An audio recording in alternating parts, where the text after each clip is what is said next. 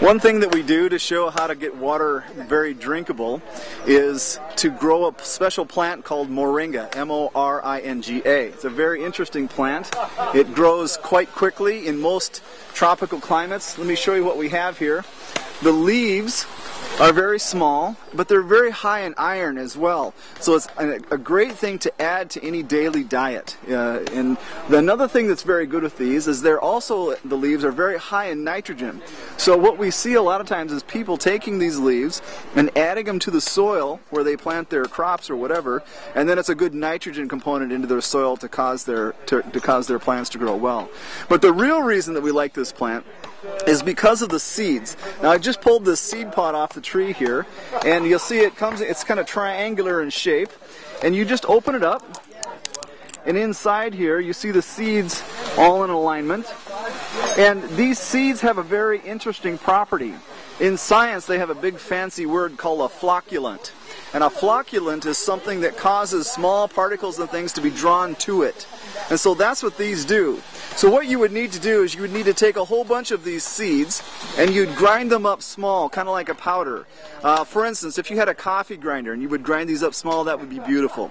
Then what you do is after you have pre-filtered your water, if there's any kind of dirt or anything in that water so that you cannot see through the water, then you would take the ground up moringa seeds, you would put them into the water, stir it, wait about 15 or 20 minutes, and an amazing thing happens. The dirt particles that are held in suspension inside the water flocculate to this, they attach themselves to this, and then they get heavy and drop to the bottom. And then you're able to pour off the clean water from the top. So this plant is amazing. It's high in iron, it can be used as part of a diet. It's high in nitrogen, can be used to cause plants to grow well, but it can also be used to help the water get clean. So the moringa is an amazing plant. Can you just share a quick story of how this technology, how you're using this to share the gospel? Well, one way that we do this, it's real common to go into other cultures where they will need this. And depending on where they're at, and you really need to hear from the Lord on it. Sometimes you can talk about this, and you can use this as an example, show it as a story, and use it as how God cleans our heart. When God comes in, He causes all the sin and things to be forgiven and wiped clean and gives us a clean start. So you can use it as a story like that. But ultimately, you can show people how God has prepared things for them. In many locations, these trees already grow. So you show them how God's provision has already been made for them.